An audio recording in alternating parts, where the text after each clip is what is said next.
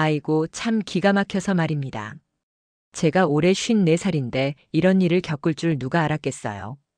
딸 은지 결혼 문제로 이렇게 속이 뒤집힐 줄은 정말 몰랐습니다. 저는 동네 작은 한의원에서 격리로 일하고 있어요. 월급이 그렇게 많지는 않지만 그래도 집안 경제에 조금이라도 보탬이 되려고 매일 부지런히 다니고 있습니다. 첫 남편을 일찍 보내고 혼자 은지를 키우느라 정말 고생 많이 했거든요. 그때는 정말 막막했어요. 26살에 남편 잃고 2살배기 딸 하나 달랑 안고 어떻게 살아야 할지 모르겠더라고요.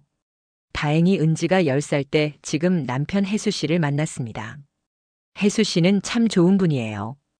은지를 친딸처럼 아껴주시고 저한테도 정말 잘해주셔서 고마운 마음뿐입니다. 지금은 택시 운전하시면서 우리 모녀를 든든히 뒷받침해주고 계시죠. 그런데 말입니다. 은지가 28이 되도록 시집 못 가고 있으니 마음이 조급해지더라고요. 주변에서도 미정이 딸 아직도 혼자냐? 하는 소리가 들려오고요. 은지는 초등학교 교사로 일하면서 나름 괜찮은 직업 가지고 있는데 왜 좋은 인연을 못 만나나 싶어서 답답했습니다. 그러던 중에 은지가 김진수이라는 분을 소개받았어요. 레지던트 의사라고 하더라고요. 처음 들었을 때는 정말 기뻤습니다. 아이고, 우리 은지가 의사 사위 데려오는구나 하면서 마음이 날아갈 것 같았어요. 더군다나 상대방 아버지도 의사라니 이런 좋은 집안에 시집 갈 수 있다니 정말 꿈만 같았습니다. 은지도 처음에는 김진수가 참 좋다고 했어요. 성격도 온화하고 자기 일에 책임감도 있고 무엇보다 은지를 정말 소중히 여긴다고 하더라고요. 저도 몇 번 만나본 적이 있는데 예의도 바르고 말씨도 고우니까 마음에 들었습니다. 하지만 문제는 따로 있었어요. 바로 성씨 때문이었습니다. 은지는 아직도 친아버지 성을 쓰고 있거든요. 혜수 씨와 제가 재혼했지만 당시에는 경제적으로 여유가 없어서 입양 절차를 밟지 못했어요. 솔직히 말하면 주변 시선도 신경 쓰였고요. 새아버지 성 따라간다고 하는 소리 들을까봐 계속 미루고 미뤄왔습니다. 그런데 이제 와서 이게 문제가 되니까 참 답답하더라고요. 남자 측 어머니 쪽에서 은근히 이 문제를 꺼내시는 거예요. 성도 안 바꿨는데 무슨 하는 식으로요. 처음에는 대수롭지 않게 생각했는데 점점 압박이 들어오니까 마음이 무거워졌습니다. 어느 날 저녁 혜수 씨와 은지가 거실에 앉아서 텔레비전을 보고 있을 때였어요. 저는 부엌에서 설거지를 하면서 들었는데 김진수 어머니가 전화를 했나 봅니다. 은지가 전화를 받더니 얼굴이 점점 굳어지더라고요. 네, 어머니. 네, 알겠습니다. 네, 그렇게 하겠습니다. 이런 식으로 대답하는데 목소리가 점점 작아지더라고요. 전화를 끊고 나서는 한참 동안 말이 없었어요. 은지야, 무슨 일이니? 하고 물어봤더니 그냥 상견례 날짜 정하자고 하시네요 하면서 대답하더라고요. 그런데 표정이 영 좋지 않았어요. 혜수 씨도 눈치를 채셨나 봅니다. 뭔가 문제 있나? 하고 물어보셨는데 은지는 그냥 아니에요. 괜찮아요 하면서 자기 방으로 들어가 버렸어요. 그날 밤에 혜수 씨와 이야기를 나눠봤습니다. 여보, 우리 은지가 뭔가 스트레스 받는 것 같아요. 하니까 혜수 씨도 나도 그런 것 같다. 아무래도 상대방 집안에서 뭔가 부담을 주는 모양이다 하시더라고요. 그럼 우리가 어떻게 해야 할까요? 하고 물어봤더니 혜수 씨가 한참 생각하시더니 말씀하셨어요. 미정아, 우리가 아무리 노력해도 남들 시선을 다 맞출 수는 없어. 중요한 건 은지가 행복한 거 아니겠나. 맞는 말씀이었어요. 하지만 마음 한편으로는 아쉬운 생각도 들었습니다. 이런 좋은 기회를 놓치면 언제 또 이런 인연을 만날 수 있을까 싶어서요. 다음 날 아침 은지가 일찍 일어나서 준비하는 모습을 봤는데 평소보다 화장을 진하게 하더라고요. 거울 앞에서 한참 서성거리면서 뭔가 고민하는 표정이었어요. 은지야, 아침 먹고 가렴. 하고 불렀더니 엄마 저 늦어서 그냥 갈게요 하면서 급하게 나가버렸어요. 그때부터 뭔가 이상하다 싶었습니다. 은지가 예전처럼 집에서 김진수 이야기를 안 하더라고요. 전에는 오늘 김진수와 맛집 데이트했어요. 김진수가 이런 곳에 데려가 주셨어요. 하면서 신나게 얘기했는데 어느 순간부터 그런 이야기가 뚝 끊어졌어요. 상견례 날짜도 계속 미뤄지고 있었어요. 김진수 쪽에서는 빨리 정하자고 하는데 은지가 자꾸 조금 더 생각해보자고 하더라고요. 저도 답답하고 혜수 씨도 걱정스러워 하셨습니다. 그러던 어느 날 드디어 상견례 날짜가 정해졌습니다. 김진수 어머니께서 직접 전화를 주셔서 다음 주 일요일 오후 2시에 롯데호텔에서 만나줘 하시더라고요. 목소리가 참 기품 있고 우아하셨는데 왜인지 모르게 긴장이 되었어요. 상견례 준비를 하면서 정말 신경을 많이 썼습니다. 머리부터 발끝까지 새로 하려고 했는데 혜수 씨가 그렇게까지 할 필요 없다 하시더라고요. 하지만 저는 마음이 안 놓였어요. 상대방이 워낙 좋은 집안이니까 우리가 부족해 보이면 안 되겠다 싶었거든요. 백화점에 가서 옷을 하나 샀습니다. 평소에는 절대 사지 않을 만한 비싼 옷이었는데 그날만큼은 꼭 필요하다고 생각했어요. 혜수 씨 옷도 새로 장만했습니다. 아이고, 이런데 돈 쓸 필요 없는데 하시면서도 결국은 같이 가서 정장을 하나 골라주셨어요. 은지는 상견례 며칠 전부터 계속 불안해하더라고요. 엄마, 제가 실수하면 어떻게 하죠? 말을 잘못하면 어떡하죠? 이런 식으로 계속 걱정하는 거예요. 저도 똑같은 마음이었지만 딸 앞에서는 태연한 척했습니다. 은지야, 걱정할 거 없어. 너는 원래 예의도 바르고 말도 잘하잖니. 그냥 평소대로 하면 돼. 이렇게 위로해줬지만 사실 저도 속으로는 떨리고 있었어요. 드디어 상견례 당일이 되었습니다. 아침부터 집안이 난리였어요. 은지는 화장을 몇 번이나 지웠다 다시 했다 하더라고요. 혜수 씨는 넥타이를 매고 풀고 하시면서 거울 앞에 서 계시고요. 저도 마찬가지였습니다. 롯데호텔까지 택시를 타고 갔는데 차 안에서 아무도 말이 없었어요. 다들 긴장해서 입이 안 떨어지더라고요. 은지는 계속 손을 비비작거리고 혜수 씨는 창밖만 바라보고 계시고요. 호텔에 도착해서 로비에 들어서니까 정말 웅장하더라고요. 샹들리에도 반짝반짝하고 사람들도 다 품격 있게 차려입고 다니고요. 아이고, 우리가 여기 와도 되나 싶은 마음이 들었어요. 약속 장소인 레스토랑에 들어갔는데 김진수 가족들이 이미 와 계시더라고요. 김진수 아버지는 정말 의사다운 풍모를 가지고 계시더라고요. 흰머리가 깔끔하게 정리되어 있고 안경도 고급스럽고요. 어머니는 아이고, 정말 기품이 넘치시더라고요. 인사를 나누면서 자리에 앉았는데 처음에는 분위기가 나쁘지 않았어요. 김진수 아버지께서 안녕하세요, 반갑습니다 하시면서 악수를 청하시더라고요. 혜수 씨도 안녕하세요, 잘 부탁드립니다 하시면서 정중하게 인사하셨어요. 음식을 주문하고 이런저런 이야기를 나누면서 시간이 흘렀는데 중간 즈음에서 김진수 어머니가 갑자기 이런 말씀을 하시는 거예요. 그런데 은지 양 성씨가 어떻게 되죠? 아버지하고는 다른 성씨를 쓰시는 것 같은데. 그 순간 저는 머리가 하얘졌어요. 이런 질문이 나올 줄은 예상했지만 막상 직접적으로 물어보시니까 어떻게 대답해야 할지 모르겠더라고요. 은지가 네, 제가 친아버지 성을 쓰고 있습니다 하고 조심스럽게 대답했어요. 그러자 김진수 어머니가 아, 그렇군요. 그럼 재혼하실 때 성을 안 바꾸셨나 보네요. 라고 하시더라고요. 혜수 씨 얼굴이 빨갛게 달아오르는 게 보였어요. 저도 마찬가지였고요. 어떻게 대답해야 할지 몰라서 그냥 네, 그렇습니다 하고 얼버무렸어요. 요즘에는 그런 경우가 많죠. 하지만 결혼하면 아무래도 김진수 어머니가 말을 흐리시더라고요. 하지만 그 의미는 충분히 알 수 있었어요. 청첩장 신부 측 이름이 불편하다. 김진수는 그냥 고개만 숙이고 있더라고요. 뭔가 말을 하려는 것 같았는데 결국 아무 말도 안 했어요. 그 모습을 보니까 답답하더라고요. 아, 그건 저희가 나중에 알아서 하고 제가 말하려고 했는데 김진수 어머니가 미소를 지으면서 아, 물론이죠. 급할 거는 없으니까요 하시더라고요. 하지만 그 미소가 왜 그렇게 차갑게 느껴지던지요. 그 이후로는 분위기가 많이 어색해졌어요. 음식 맛도 모르겠고 대화도 잘 안 이어지고요. 혜수 씨는 거의 말씀을 안 하시더라고요. 평소에는 말씀도 많이 하시고 농담도 잘 하시는데 그날은 완전히 위축되신 모습이었어요. 은지도 마찬가지였어요. 손을 계속 떨면서 물만 마시고 있더라고요.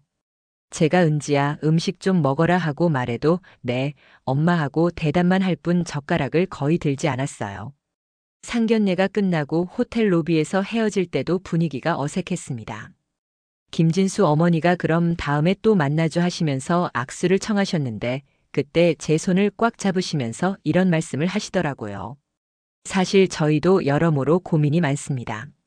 아시겠지만 우리 아들 장래도 생각해야 하고 목소리가 낮았지만 귀에는 또렷하게 들렸어요. 집에 돌아오는 길에 택시 안에서도 아무도 말이 없었어요. 은지는 창밖만 바라보고 있고 혜수 씨는 주먹을 꽉 쥐고 계시고요. 저도 마음이 답답해서 숨이 막힐 것 같았어요. 집에 도착해서도 분위기는 여전히 무거웠습니다. 은지는 피곤해서 좀 쉴게요 하면서 자기 방으로 들어가 버렸어요. 혜수 씨도 나도 좀 누워있겠다 하시면서 안방으로 가셨고요. 저 혼자 거실에 남아서 멍하니 앉아 있었습니다. 상견례에서 일어난 일들이 자꾸 머릿속에 맴돌더라고요. 김진수 어머니의 그 차가운 미소, 성씨 문제를 꺼낼 때의 날카로운 눈빛, 마지막에 제 손을 잡으면서 한 말까지.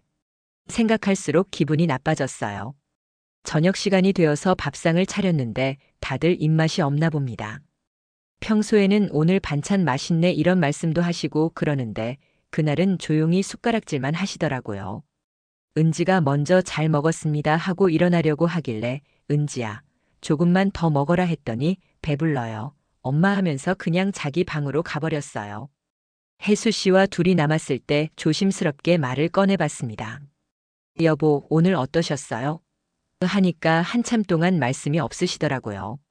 그러다가 미정아 솔직히 말하면 기분이 좋지 않다 하시더라고요. 저도 그래요. 뭔가 우리를 무시하는 것 같은 느낌이었어요. 하고 제가 말하니까 혜수 씨가 그냥 느낌이 아니라 실제로 그런 거야. 성씨 문제를 대놓고 거론하다니. 하시면서 한숨을 쉬셨어요. 그럼 우리가 어떻게 해야 할까요? 은지 입양 절차를 밟을까요? 하고 물어봤더니 혜수 씨가 그게 문제가 아니야. 지금 와서 성을 바꾼다고 해서 달라질 게 있겠나? 중요한 건 마음가짐인데. 하시더라고요. 맞는 말씀이었어요.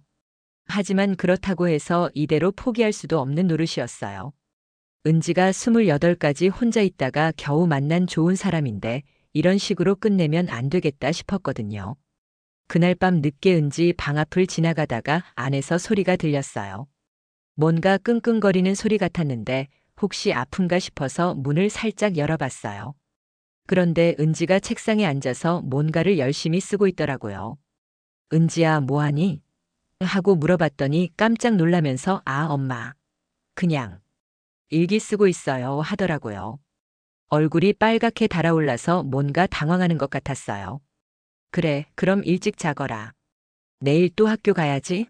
하고 말하고 나왔는데 뭔가 마음에 걸렸어요. 은지가 일기를 쓰는 습관이 있기는 했지만 그날은 뭔가 다른 것 같았거든요. 다음 날 아침 은지가 학교 간 사이에 방 청소를 하다가 책상 위에 놓인 일기장이 눈에 띄었어요. 평소에는 절대 안 보는데 그날은 왜 그랬는지 모르겠어요. 호기심이 생겨서 살짝 열어봤습니다. 오늘 상견례를 했다. 정말 최악이었다. 김진수 어머니가 성씨 문제를 대놓고 거론하시는데 그 순간 정말 창피했다. 아버지도 엄마도 얼마나 당황스러우셨을까. 특히 아버지는 얼굴이 빨갛게 되시면서 아무 말씀도 못 하시더라.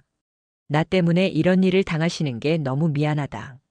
그 다음 줄을 읽는데 눈물이 핑 돌더라고요. 엄마가 원하면 하겠다. 하지만 난 두렵다. 시집 가서도 계속 이런 식으로 무시당하면서 살아야 하나? 김진수는 그때 왜 아무 말도 안 했을까? 자기 어머니가 우리를 그렇게 대하는데도 그냥 가만히 있다니. 정말 실망스럽다.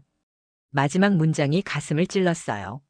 하지만 엄마가 너무 기뻐하시니까 포기할 수도 없고 어떻게 해야 할지 모르겠다. 정말 모르겠다. 일기장을 덮고 한참 동안 멍하니 앉아 있었어요.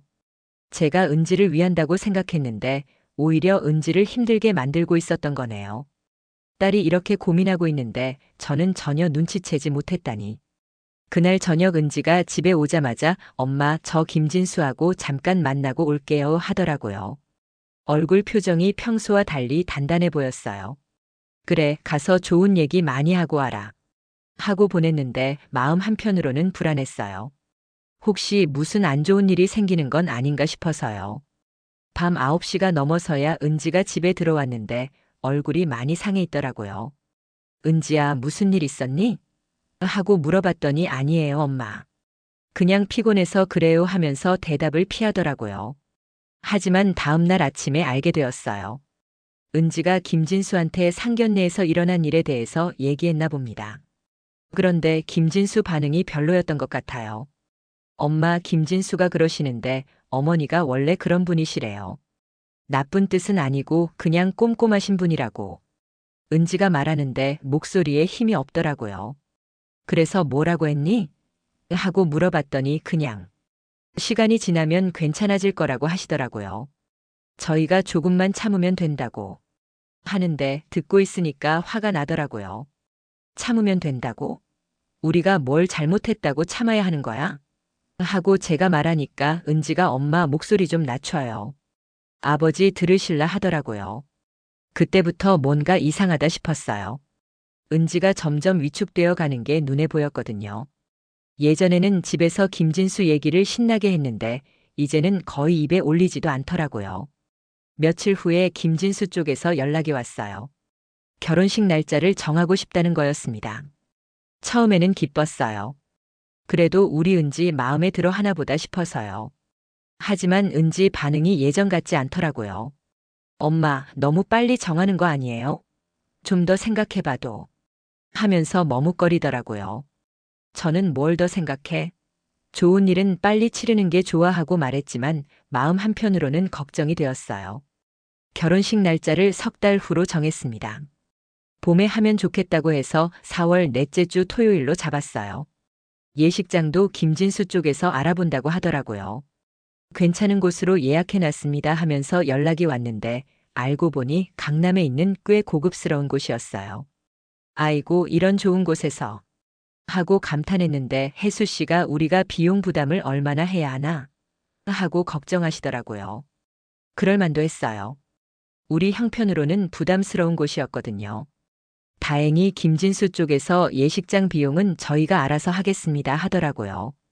고마운 일이었지만 왜인지 마음이 편하지 않았어요. 뭔가 빚진 기분이 들더라고요. 결혼 준비를 하면서 여러 가지 일들이 생겼어요. 드레스 고르기, 청첩장 디자인 정하기, 하객 명단 작성하기. 하나하나가 다 신경 쓸 일이었어요. 그런데 문제는 하나씩 결정할 때마다 김진수 어머니 의견이 들어온다는 거였어요. 이런 건 어떨까요? 저런 건 별로인 것 같은데요. 이런 식으로 계속 간섭하시는 거예요. 처음에는 경험이 많으시니까 조언해 주시는 거겠지 했는데 점점 도가 지나치더라고요. 드레스도 너무 화려한 건 안 어울릴 것 같다고 하시고 청첩장도 좀 더 고급스러운 걸로 하시고요. 가장 기가 막혔던 건 하객 명단 작성할 때였어요. 우리 쪽 하객이 너무 많다고 하시는 거예요. 보통 신부 쪽이 좀 적게 초대하는 게 일반적인데요 하시면서요. 그럼 몇 명 정도가 적당할까요? 하고 물어봤더니 한 50명 정도면 될 것 같은데요 하시더라고요. 우리는 원래 70명 정도 생각하고 있었는데 갑자기 20명을 줄이라니. 혜수 씨가 그럼 내 친구들은 못 부르겠네 하시면서 속상해 하시더라고요. 저도 마찬가지였어요. 한의원 원장님이랑 동료들도 초대하고 싶었는데 인원을 줄여야 한다니 난감했어요. 그래도 참고 넘어갔어요. 결혼은 한 번인데 조금 불편해도 어쩔 수 없지 하면서요. 하지만 속으로는 점점 화가 쌓이고 있었어요. 결혼식 2달 전쯤에 리허설을 한다고 연락이 왔어요. 예식장에서 실제로 해보는 거라고 하더라고요. 그날도 김진수 어머니가 오셨는데 처음부터 끝까지 이것저것 지적하시는 거예요. 신부 아버지는 여기 서시고요. 어머니는 저쪽에. 하면서 일일이 지시하시더라고요. 혜수 씨한테는 목소리 좀 크게 하세요라고 하시고 저한테는 옷 좀 단정하게 입으세요라고 하시고요. 그때까지는 그냥 참았어요. 하지만 마지막에 하신 말씀이 정말 가관이었어요. 그런데 신부 아버지분 예식 때 소개할 때 뭐라고 할까요? 친아버지가 아니시잖아요. 그 순간 혜수 씨 얼굴이 싹 굳어지더라고요. 저도 마찬가지였고요. 뭐라고 대답해야 할지 몰라서 그냥 아버지라고 하면 되지 않을까요? 하고 말했어요. 아, 그렇게 하면 되겠네요. 하지만 하객들이 알면 좀 어색하지 않을까요? 김진수 어머니가 미소를 지으면서 말씀하시는데 그 미소가 정말 가짜 같더라고요. 혜수 씨가 참다 못해서 말씀하셨어요. 저는 은지를 18년 동안 키웠습니다. 친아버지나 다름없어요. 아, 물론이죠. 그런 뜻이 아니라. 김진수 어머니가 말을 흐리시는데 이미 분위기는 싸해져 있었어요.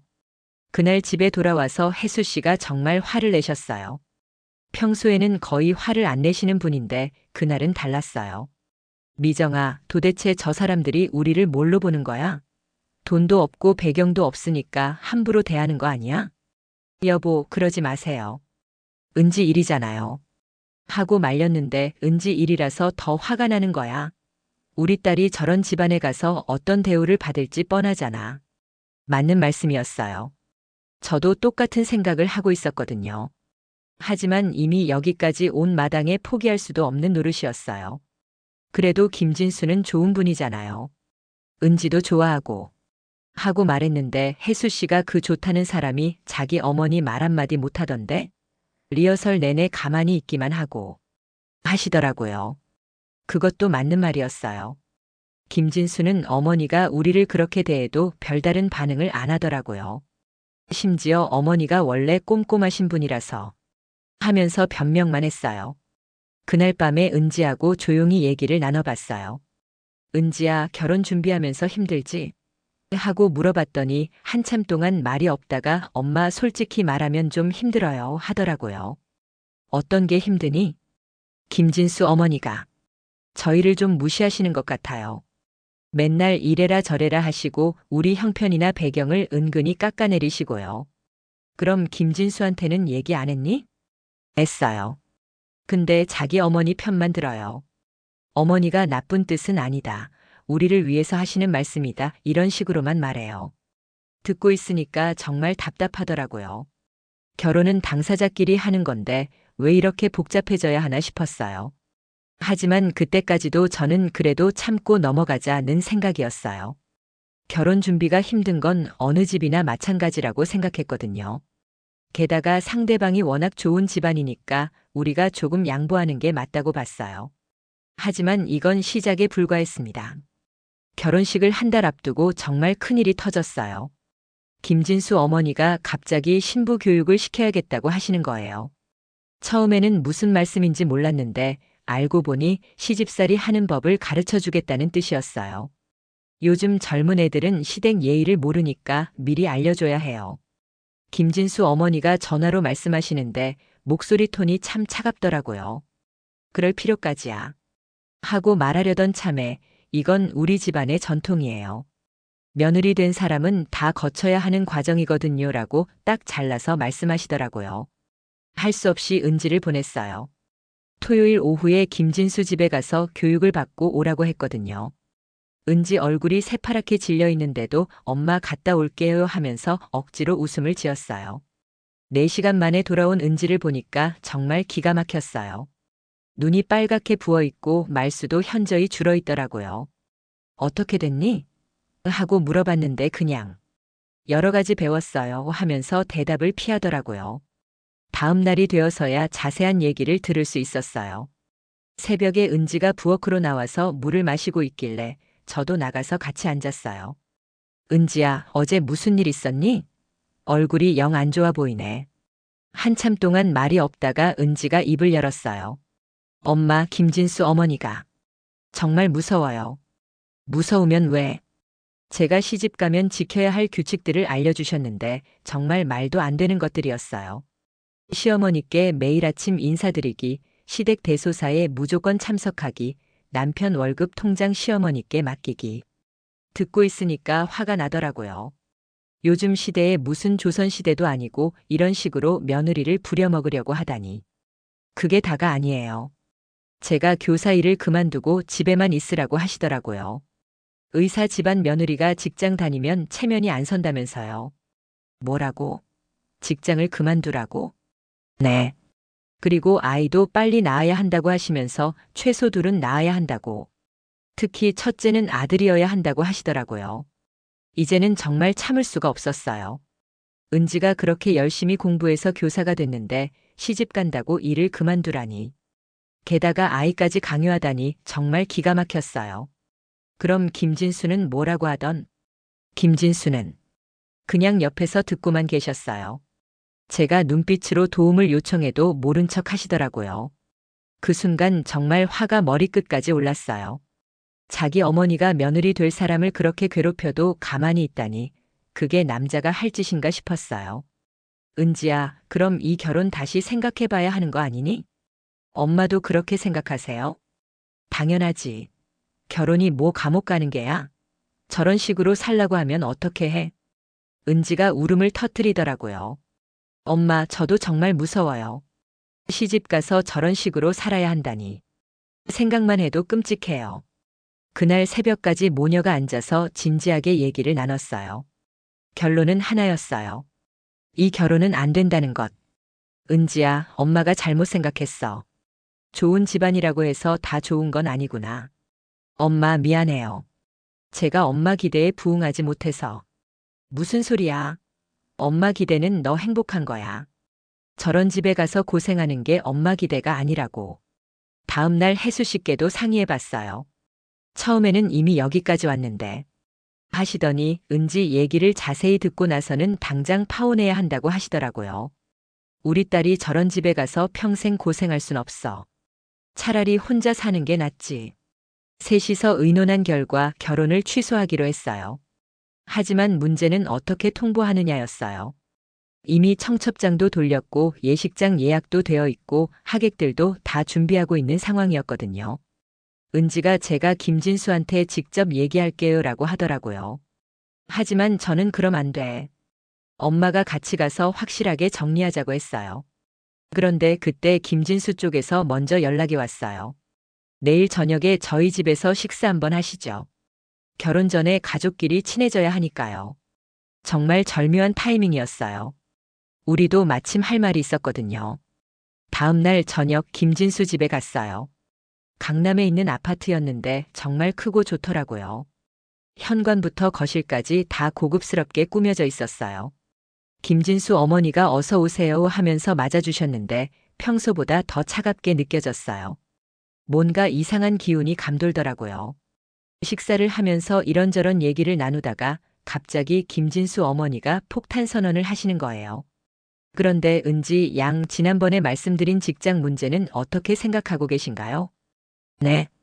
시집 오면 직장 그만두는 문제 말이에요. 우리 집안 며느리는 일을 안 하는 게 전통이거든요. 그 순간 혜수 씨가 젓가락을 탁 놓으시더라고요. 잠깐만요. 그게 무슨 말씀인가요? 아, 말씀 안 드렸나요? 저희는 며느리가 직장 다니는 걸 원하지 않습니다. 특히 교사 같은 공무원은 더더욱이요. 저도 참을 수가 없어서 말했어요. 그럼 우리 은지가 뭘 하고 살라는 거예요? 그동안 공부한 건 다 헛된 거예요? 집안일하고 아이 키우면 되죠. 그게 여자의 본분 아닌가요? 그때 은지가 조용히 말했어요. 어머니, 저는 그럴 수 없어요. 뭐라고요? 제 직업을 포기할 수 없어요. 그리고 그런 식으로 살고 싶지도 않고요. 김진수 어머니 얼굴이 순간 굳어지더라고요. 그러더니 차갑게 말씀하시는 거예요. 그럼 이 결혼은 어려울 것 같네요. 김진수 어머니의 그 말을 듣는 순간 오히려 마음이 후련해졌어요. 드디어 본색을 드러내는구나 싶었거든요. 더 이상 가식적인 미소 뒤에 숨지 않고 직접적으로 나오니까 오히려 속이 시원했습니다. 어려울 것 같다고요? 제가 되물었어요. 그럼 지금까지는 뭐였나요? 우리 딸을 가지고 장난한 건가요? 장난이라니요. 저희는 처음부터 조건을 분명히 했습니다. 우리 집안에 맞는 며느리를 원한다고요. 혜수 씨가 화를 내시면서 말씀하셨어요. 조건이요? 사람을 물건 취급하시는 건가요? 며느리도 한 사람인데 자기 인생이 있는 거 아닙니까? 물론 사람이죠. 하지만 우리 집안에 들어오려면 우리 방식에 맞춰야 하는 거 아닌가요? 김진수는 그동안 가만히 앉아만 있더니 그때서야 입을 열었어요. 어머니, 좀 과하신 것 같은데요. 과해. 너도 이제 와서 그런 소리 하니? 평소에는 다 좋다고 해놓고? 그제서야 알겠더라고요. 김진수도 어머니 눈치를 보고 있었던 거예요. 진짜 속마음은 다를지도 모르지만 어머니 앞에서는 감히 반대 의견을 낼 수 없는 상황이었던 거죠. 은지가 김진수를 똑바로 보면서 말했어요. 선생님, 정말 저한테 직장 그만두길 원하세요? 김진수가 당황하면서 그게 어머니 뜻이시니까. 제가 묻는 건 선생님 생각이에요. 어머니 뜻 말고 선생님 개인적인 생각을요. 한참 동안 말이 없더니 김진수가 고개를 숙였어요. 미안해요, 은지 씨. 저도 어쩔 수 없어요. 그 순간 은지 얼굴에서 마지막 희망이 사라지는 게 보였어요. 그동안 김진수가 달라질 거라고, 언젠가는 자기 편이 되어줄 거라고 기대했던 모양인데 그 기대가 완전히 무너진 거였죠. 알겠어요. 은지가 일어나면서 말했어요. 그럼 이 결혼은 없던 걸로 해요. 김진수 어머니가 비아냥거리면서 말씀하시더라고요. 그래요? 잘 생각하셨네요. 애초에 우리 집안과는 안 맞는다고 생각했어요. 안 맞는다고요? 제가 화가 나서 말했어요. 그럼 왜 지금까지 시간 낭비를 시킨 거예요?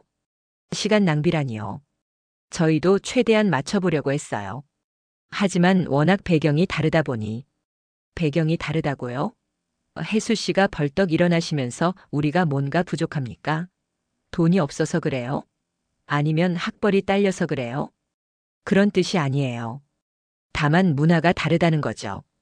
우리는 전통을 중시하는 집안이거든요. 전통이요? 며느리를 하인 부리듯 하는 게 전통인가요? 김진수가 중간에 끼어들면서 아버지, 좀 진정하세요. 라고 하는데 혜수 씨가 아버지라고 부르지 마. 우리는 이제 남남이야. 라고 소리치셨어요.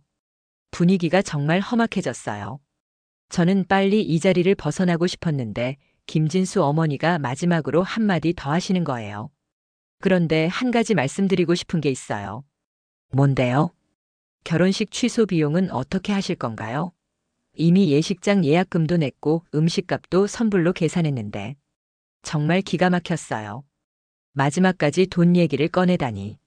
하지만 혜수 씨가 시원하게 대답하셨어요. 그건 저희가 알아서 처리하겠습니다. 걱정하지 마세요. 사실 우리 형편으로는 부담스러운 금액이었어요. 하지만 그 순간에는 자존심이 더 중요했어요. 돈 때문에 굽신거리고 싶지 않았거든요.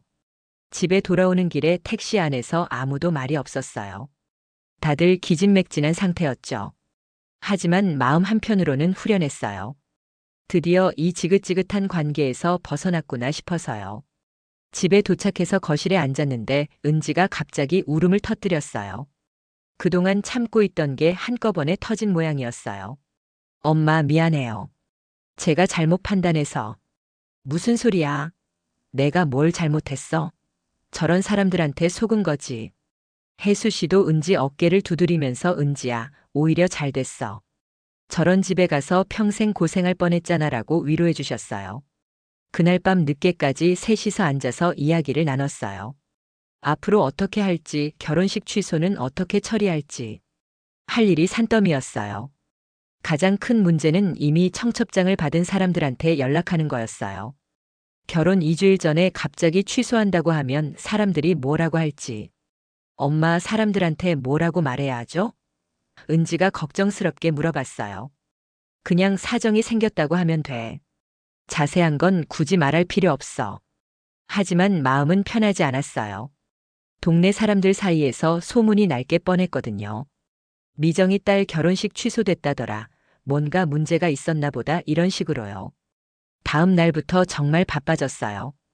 예식장에 연락해서 취소 절차 밟고 하객들한테 일일이 전화해서 사정 설명하고 드레스 대여점에도 연락하고 하루 종일 전화기 붙잡고 있었어요.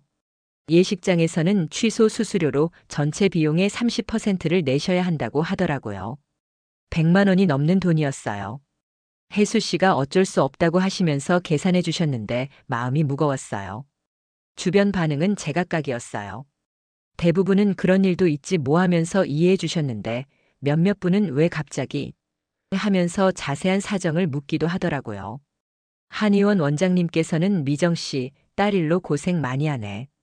괜찮아, 더 좋은 인연 있을 거야 라고 위로해 주셨어요. 그 말씀을 듣는데 눈물이 핑 돌더라고요. 가장 속상했던 건 몇몇 사람들의 반응이었어요. 역시 재혼 가정은 문제가 있어 의사 집안에서 싫어했나 보다 이런 식으로 수군거리는 소리가 들려왔거든요. 하지만 저는 후회하지 않았어요. 오히려 다행이라고 생각했어요. 지금 고생하는 게 나중에 평생 고생하는 것보다는 나으니까요. 결혼식이 취소된 지 일주일 후 정말 예상치 못한 일이 벌어졌어요. 김진수가 갑자기 은지한테 연락을 한 거예요. 한 번만 만나서 얘기하자고 하더라고요. 은지가 만날 게 뭐 있어요? 라고 했는데 제발 한 번만. 정말 중요한 얘기가 있다고 간절하게 부탁하더라고요. 저는 만나지 마라. 또 무슨 꼼수를 부릴지 모른다고 했는데 은지가 마지막이니까 한 번만 들어볼게요 라고 하더라고요. 다음 날 저녁 은지가 김진수를 만나러 나갔어요. 집에서 나갈 때 표정이 참 복잡하더라고요. 화가 나 있으면서도 한편으로는 뭔가 기대하는 것 같기도 하고요. 2시간 후에 은지가 돌아왔는데 얼굴이 완전히 굳어 있었어요. 평소보다 더 화가 나 보이더라고요. 어떻게 됐니? 하고 물어봤더니 엄마 정말 기가 막혀요 하면서 한숨을 쉬더라고요. 뭐라고 하던? 김진수가 그러는데 어머니 몰래 결혼하자고 하더라고요. 나중에 시간이 지나면 어머니도 마음을 바꾸실 거라고. 듣고 있으니까 화가 나더라고요. 지금까지 어머니 편만 들더니 이제 와서 무슨 소리인가 싶어서요. 그래서 뭐라고 했니? 제가 그랬어요. 선생님은 지금까지 어머니 말씀만 들으시더니 갑자기 왜 그러세요? 라고요. 그럼 뭐라고 하던? 자기도 어쩔 수 없었다고 어머니가 워낙 강하셔서 거역할 수 없었다고 하더라고요. 그리고 은지 씨를 정말 사랑한다고 포기할 수 없다고. 솔직히 말하면 처음에는 조금 흔들렸어요. 그래도 김진수가 은지를 사랑하는 마음은 진짜였나 보다 싶어서요. 하지만 곧 정신을 차렸어요. 은지야, 그런 남자와 결혼하면 안 돼. 왜요? 지금은 어머니 몰래 결혼하자고 하지만 나중에는 또 어떻게 바뀔지 모르잖아. 지금까지 자기 어머니 말만 들었던 사람이 갑자기 바뀌겠어? 은지도 같은 생각이었나 봅니다. 저도 그렇게 생각해요. 결혼하고 나서도 계속 시어머니와 남편 사이에서 눈치 보며 살아야 할 것 같아요. 그럼 뭐라고 대답했니? 거절했어요. 이미 끝난 일이라고 다시 시작할 생각 없다고요. 잘했어. 하지만 김진수가 그냥 포기하지 않았어요. 다음 날부터 계속 은지한테 전화하고 문자 보내고 심지어 학교까지 찾아왔다고 하더라고요. 엄마, 너무 부담스러워요. 학교 동료들도 다 알게 됐어요. 은지가 스트레스를 받더라고요. 그래서 제가 직접 김진수한테 전화를 했어요. 김진수, 우리 은지 그만 괴롭히세요. 어머니, 제가 은지 씨를 정말 사랑합니다. 다시 한번 기회를 주세요. 사랑한다고요? 그럼 지금까지는 뭐였어요? 당신 어머니가 우리를 그렇게 무시할 때는 왜 가만히 있었어요? 그때는 제가 용기가 없었어요. 하지만 이제는 달라졌습니다. 달라졌다고요? 증명해 보세요. 어떻게 증명하죠? 당신 어머니한테 가서 우리한테 사과하라고 하세요. 그리고 앞으로 우리 은지한테 간섭하지 말라고 확실하게 말하세요.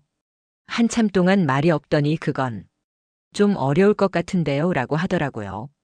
그것도 못하시면서 무슨 사랑을 말씀하세요? 은지한테 더 이상 연락하지 마세요. 그렇게 끊었는데 김진수가 포기하지 않고 계속 연락을 했어요. 나중에는 혜수 씨가 직접 나서셨어요. 김진수, 이제 그만하세요. 우리 딸 힘들어합니다. 아버지, 제발 한 번만. 아버지라고 부르지 마세요. 우리는 이미 남남입니다. 더 이상 연락하시면 법적 조치를 취하겠습니다. 혜수 씨가 단호하게 말씀하시니까 그제서야 김진수가 포기한 모양이었어요. 그 이후로는 연락이 오지 않았어요. 한 달이 지나면서 상황이 좀 진정되었어요. 은지도 점점 밝아지더라고요. 처음에는 엄마 제가 너무 까다로웠나요? 라고 자책하기도 했는데 시간이 지나면서 정말 잘한 일 같아요 라고 말하더라고요. 동네 소문도 어느 정도 잠잠해졌어요. 처음에는 미정이 딸 결혼 파혼됐다더라고 수군거렸는데 나중에는 잘한 일 아니야? 그런 시어머니 만났으면 고생만 했을 텐데라는 얘기도 나오더라고요. 한의원 원장님도 미정 씨 딸이 현명한 선택했네. 결혼은 사랑하는 사람과 해야지 조건만 보고 하는 게 아니야 라고 말씀해 주셨어요. 하지만 가장 큰 변화는 우리 가족 사이의 관계였어요. 이번 일을 겪으면서 서로를 더 이해하게 된 것 같았어요. 혜수 씨는 미정아, 이번에 정말 고생 많았어. 우리 은지를 지켜줘서 고마워라고 말씀하셨어요. 평소에는 잘 안 하시는 말씀이었는데 진심이 느껴져서 뭉클했어요. 은지도 엄마 아버지 저 때문에 고생시켜드려서 죄송해요. 그리고 고마워요라고 하더라고요. 무슨 소리야? 가족이 무슨 고맙다는 말을 해?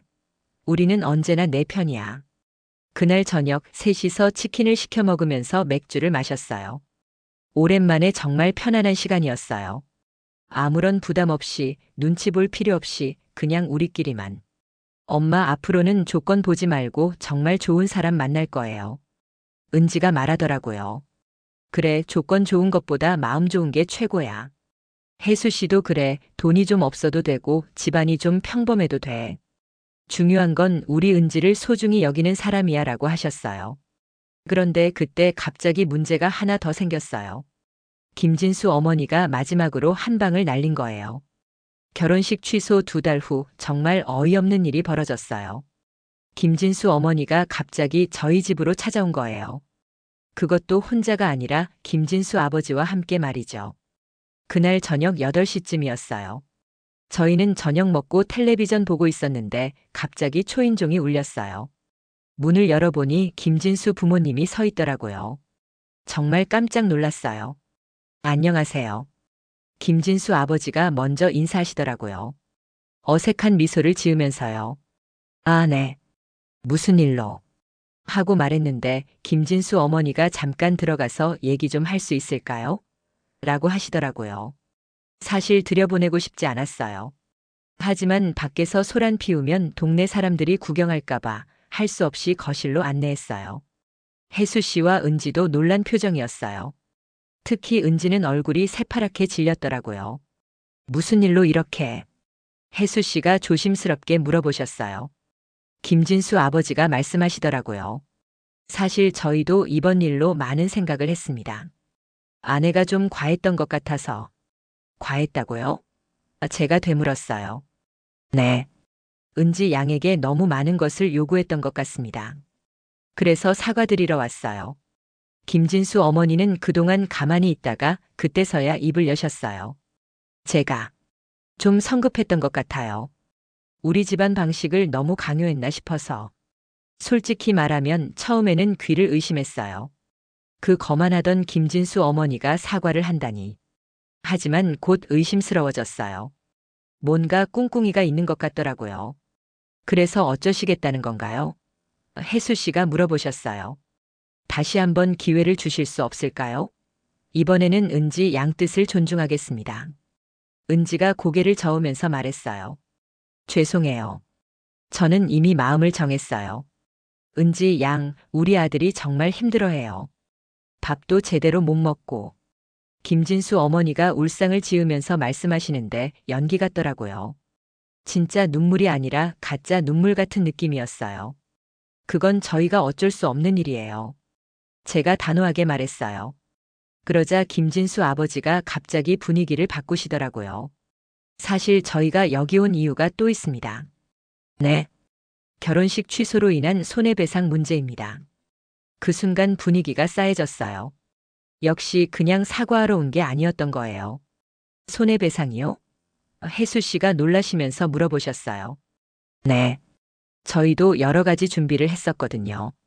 신혼집 계약금도 넣었고 신혼여행 예약금도 냈고 총 2천만 원 정도 손해를 봤습니다. 이제 진짜 모습을 드러내는구나 싶었어요. 처음에 사과하는 척하더니 결국 돈 얘기를 꺼내는 거였어요. 그건 저희가 부담할 일이 아니에요. 제가 화를 내면서 말했어요. 결혼이 취소된 건 어머니가 우리를 무시했기 때문이잖아요. 무시했다니요. 저희는 그냥 우리 집안 방식을 말씀드린 것뿐인데. 집안 방식이요? 며느리를 하인 부리듯 하는 게 집안 방식인가요? 은지가 벌떡 일어나면서 말했어요. 어머니, 그만 가주세요. 더 이상 할 말 없어요. 은지 양, 잠깐만요. 우리가 법적으로 문제 삼으면 어떻게 하실 건가요? 김진수 어머니가 협박조로 말씀하시는데 그때 혜수 씨가 화를 내셨어요. 법적으로 문제 삼는다고요? 좋아요. 해보세요. 저희도 가만히 있지 않겠습니다. 뭘 어떻게 하시겠다는 거예요? 당신들이 우리를 어떻게 대했는지 다 기록해뒀어요. 필요하면 증인도 세울 수 있고요. 사실 별다른 증거는 없었어요. 하지만 혜수 씨가 당당하게 말씀하시니까 김진수 부모님이 조금 위축되는 것 같더라고요. 김진수 아버지가 그럼 조금이라도 배상을 이라고 말하려는데 제가 확실하게 정리했어요. 안 됩니다. 1원도 안 줍니다. 오히려 저희가 정신적 피해를 입었어요. 정신적 피해요? 당연하죠. 우리 딸이 얼마나 스트레스 받았는데요. 우리 가족이 얼마나 모욕을 당했는데요. 은지도 거들었어요. 저는 지금도 트라우마가 있어요. 결혼에 대한 두려움이 생겼다고요. 김진수 어머니 얼굴이 점점 굳어지더라고요. 자기들이 생각했던 대로 안 되니까 당황하는 것 같았어요. 그럼 이렇게 해보면 어떨까요? 저희 아들하고 은지 양이 다시 만나서 대화를. 안 됩니다. 저희 셋이 동시에 소리쳤어요. 혜수 씨가 일어나면서 말씀하셨어요. 이제 그만 나가주세요. 더 이상 우리 가족을 괴롭히지 마세요. 아직 얘기가 끝나지 않았는데. 끝났어요. 우리는 할 말 없어요. 김진수 부모님이 마지못해 일어났어요. 하지만 나가면서도 김진수 어머니가 한마디 더 하시더라고요. 후회하실 거예요. 우리 같은 집안을 놓치다니. 그 말을 듣는 순간 정말 기가 찼어요.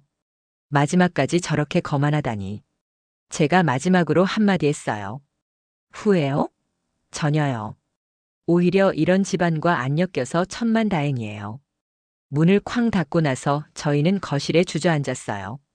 갑작스러운 방문에 모두 기진맥진했어요. 정말 끝까지 가관이네. 혜수 씨가 한숨을 쉬시면서 말씀하셨어요. 돈까지 요구하다니. 정말 뻔뻔해요. 은지도 분개하더라고요. 은지야, 이제 정말 확신이 서지. 저런 사람들과 가족이 되지 않아서 얼마나 다행인지. 네, 엄마. 정말 잘한 것 같아요. 그날 밤 저는 한참 동안 잠이 오지 않았어요. 오늘 있었던 일들을 생각하니까 화가 나면서도 한편으로는 시원했어요. 마지막까지 저런 식으로 나오니까 우리가 옳은 선택을 했다는 확신이 들더라고요. 다음 날부터 평범한 일상이 돌아왔어요.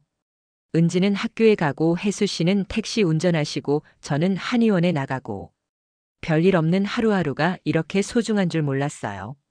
몇 달 후 은지가 새로운 사람을 소개받았어요. 같은 학교에서 근무하는 체육교사였어요. 김진수처럼 화려한 조건은 아니었지만 성격이 정말 좋더라고요. 처음 만났을 때부터 느낌이 달랐어요. 예의도 바르고 은지를 정말 소중히 대하더라고요. 무엇보다 저희 가족을 편안하게 대해주는 게 좋았어요. 이번에는 정말 좋은 사람 같아, 은지야. 저도 그렇게 생각해요, 엄마. 이번에는 조건이 아니라 마음으로 선택한 거예요. 지금 생각해보니 김진수와의 일은 저희 가족에게 꼭 필요한 경험이었던 것 같아요. 진짜 중요한 게 뭔지 깨닫게 해준 일이었거든요. 성씨도 체면도 조건도 중요하지 않았어요. 진짜 중요한 건 서로를 사랑하고 존중하는 마음이었어요. 그리고 가족이 하나 되어 서로를 지켜주는 것이었고요. 아이고, 참 기가 막힌 일이었지만 결국 우리 은지가 행복해졌으니까 다행이에요. 살아보니까 알겠더라고요. 좋은 집안이라고 다 좋은 게 아니고 조건 좋다고 다 행복한 게 아니라는 걸요.